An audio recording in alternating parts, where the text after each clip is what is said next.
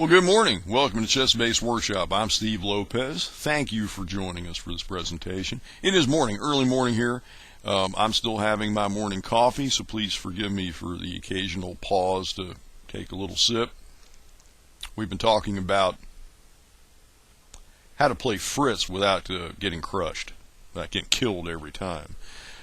As I've said in the first video in this kind of a mini-series, there is no reason for you to play against Fritz at full strength if you are the average chess player. If you're an average club player, it's demoralizing.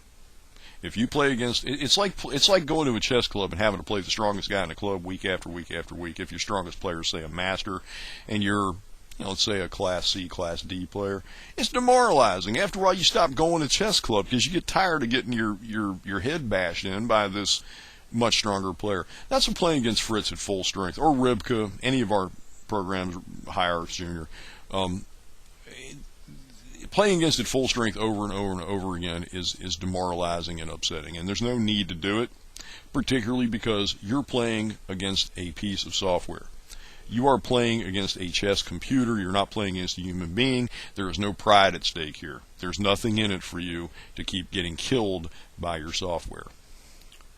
So and the programmers realize this, so there are ways to make the software give you a competitive game without necessarily killing you game after game.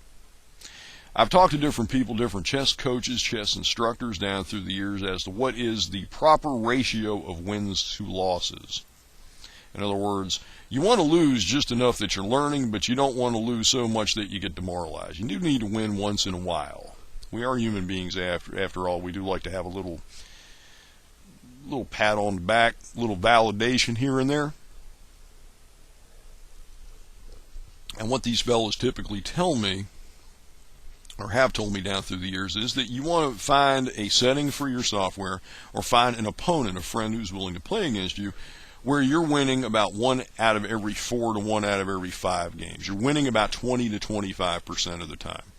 Now, the number is varied. I've heard some people put it as high as 40%, but most of the chess coaches and chess instructors that I've personally talked to put it at about 1 in 4 to 1 in 5. You have a chance to win.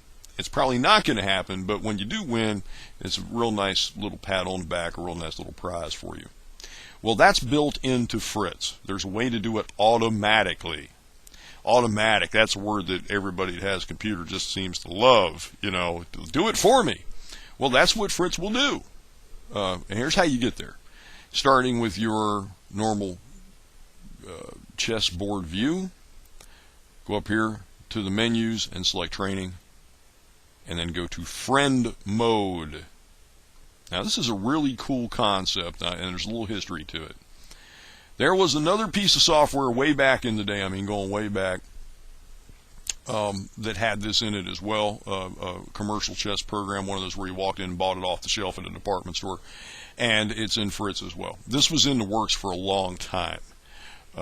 We started working on this, I shouldn't say we, because I was not directly involved, but I knew about it as early as 1994, 93, 94 was when it was starting to be worked on, but it made its first appearance around the time, actually it made its first appearance in Fritz 5, which if I remember correctly was late 1996 or in 1997. It's a long time ago. What it is, it's an adaptive opponent. Fritz has it. You can use this in this software, and it said there's an old off-the-shelf program from about 15 years ago that does the same thing. It came along after Fritz, but it was the hot thing in the 90s, and it has endured in Fritz, and I think it's one of the most appealing functions in any piece of chess software. What an adaptive opponent is the software will attempt to adjust its strength to yours based on the games you play against it.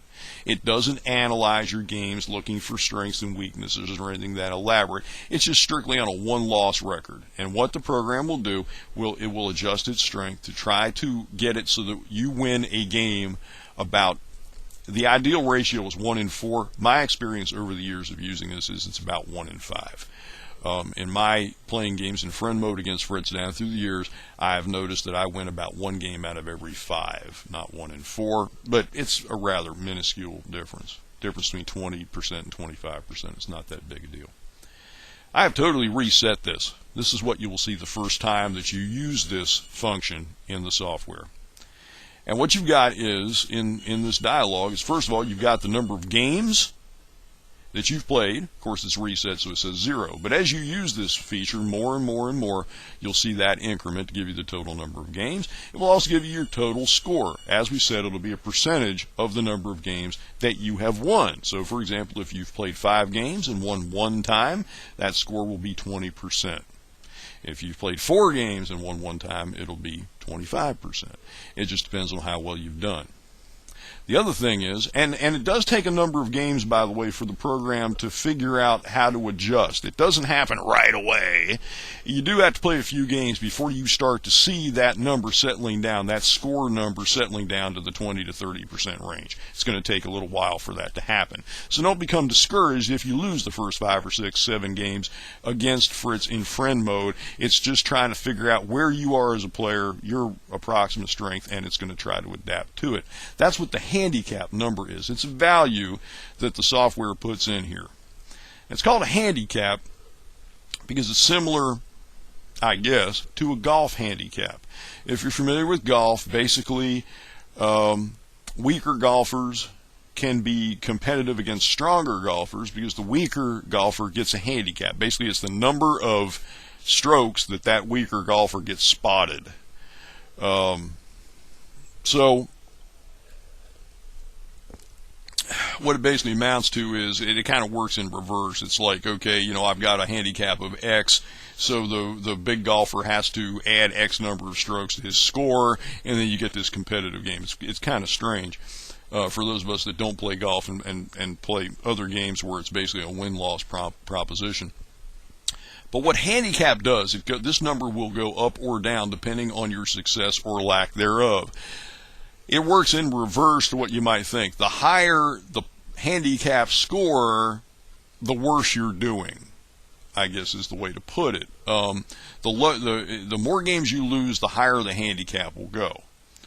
The more games that you win or the better you do, the lower the handicap will go. And it is possible to get a negative handicap score. I have talked to people who say, what does a negative handicap mean? It means you're doing really well. The handicap goes up or down depending on your success or failure with the software.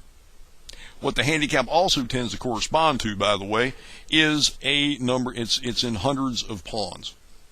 Hundredths of pawns, I should say.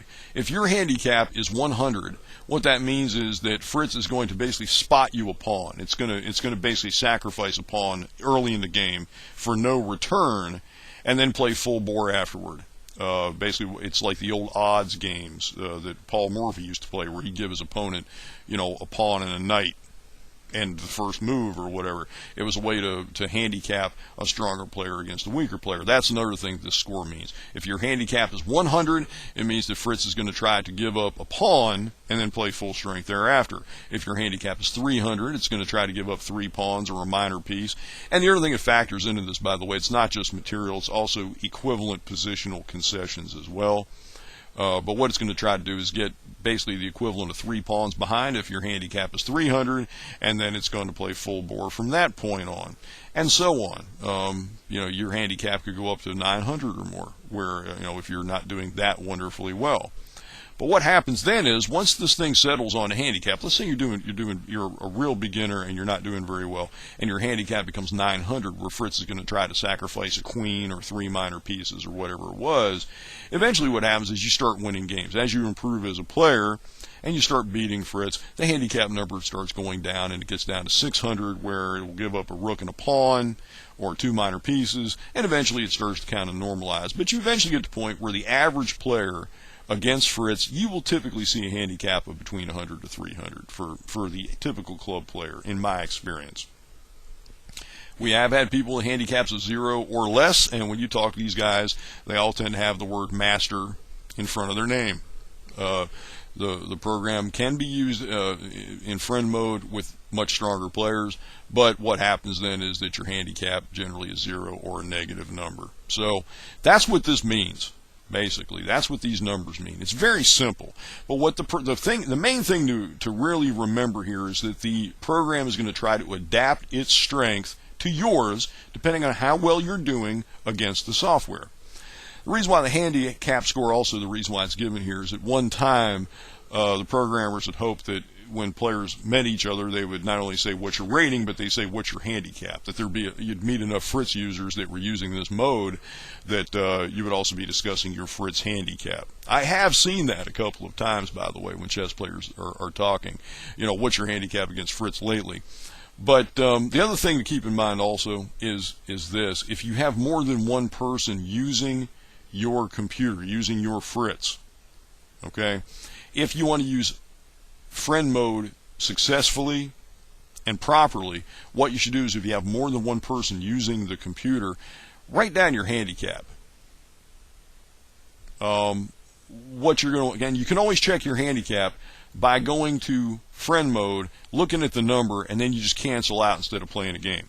You can always check your handicap. So after you play a game in friend mode, if someone else in your family, in your club, whatever it is, just somebody who comes along and borrows your laptop once in a while, whatever it is, if somebody else is using the software, after a game in friend mode, make a note of your handicap, write it down somewhere, so that when you come back in and somebody has come in and messed up all your settings, you can reset your own handicap. At which point your games and score thing kind of gets a little wonky, but at least you can reset the handicap, which is the important thing, to where it ought to be for you. So keep that in mind if you've got more than one person using your Fritz. But that's all there is to it. It's an adaptive opponent. It is a really, really cool feature of the software. I'm real fond of it. I've used it extensively. In fact, aside from handicap and fun mode, friend mode is my favored way of actually playing against the software using the Fritz or Ribco Junior, Hierarchs, or Shredder software. It's the best way that I know to get a competitive game without getting crushed game after game after game after game, as will happen if you run the program at full strength. So give it a try. Keep in mind, though, as I said, it does take several games for this to kind of normalize, to kind of settle into where it ought to be for you as a player. You may have to play 7 games, 10 games.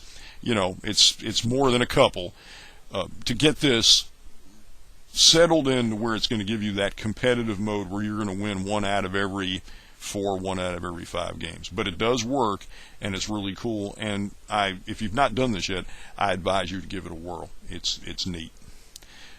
Next time around, we'll talk about one more way to get a competitive game out of your software without getting crushed game after game after game. So we'll look at that in the next chess-based workshop. Until then, please do have fun.